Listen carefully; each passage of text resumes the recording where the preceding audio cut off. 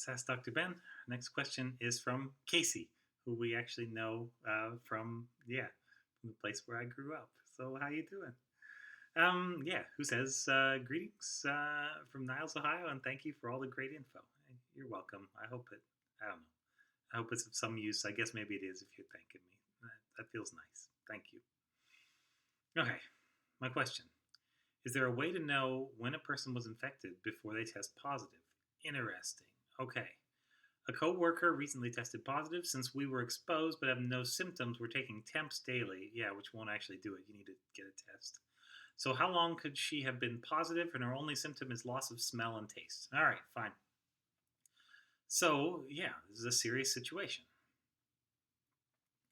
So I guess the question is, when did the loss of smell and taste start to occur? That point, if we're saying averages, that point's probably somewhere between, like, let's say the 10 to 14 day range. Might be as early as 5 days, but that's really early. And I think on this one that you want to play it safe. And so playing it safe is assuming there's more virus than there is and taking actions to mitigate that, which is, yeah, smart and is what I think you're doing with the temperatures or what you're trying to do. So I like that. Good. Yeah, thank you. Thank you. Because, yeah, one less case makes me happy, maybe. All right. So the super conservative approach would be to say that this person could have been infected for maybe 3 weeks. If it's a mild case, those do tend to go up and then back down relatively quickly. That would probably be the outside sort of realistic estimate. It's possible, though, that it was there even longer. Up to like 2 months. I don't think you can go back quite that far, or I don't think there's any particular added benefit in going back that far. I would say the 1 to 2 week window is probably where you want to be thinking. Pardon, not COVID, I hope. As for taking temperatures, that's not bad, but like you say, if this other person only had, essentially a loss of taste and smell, which they vary from day to day, and you wouldn't necessarily notice it unless you're eating something that you really want to eat, and you're like, "Oh, this is going to taste amazing," and you're like, "Why can't I taste this?" This is something that could easily pass unnoticed.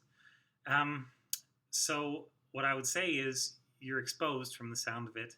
You do need to get a test, and I know you have to be brave to even pick up the phone or computer and like put your name in for that, because I don't know, it's scary and weird and bad, and yeah, I gotta say I did not like it when when I went for my one test. So far, only one test, which was thankfully negative. But you want to leave it, I would say, about a week after you found out that you were exposed. So a week after what you think is your end of your exposure window, that's probably a good time to get the test. So let's say this person was super early and lost their taste at day 5 of their infection. That's fine. Whatever day that person is starting to show those symptoms, you want to rewind maybe 2 days before that, because that's when they would have been producing decent amounts of live virus that could absolutely ruin your day.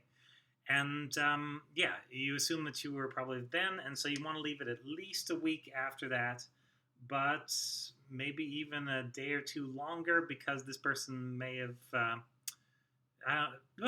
That's about right. Yeah, leave it a week after. So 5 days after they started symptoms is about right for you to go get the test.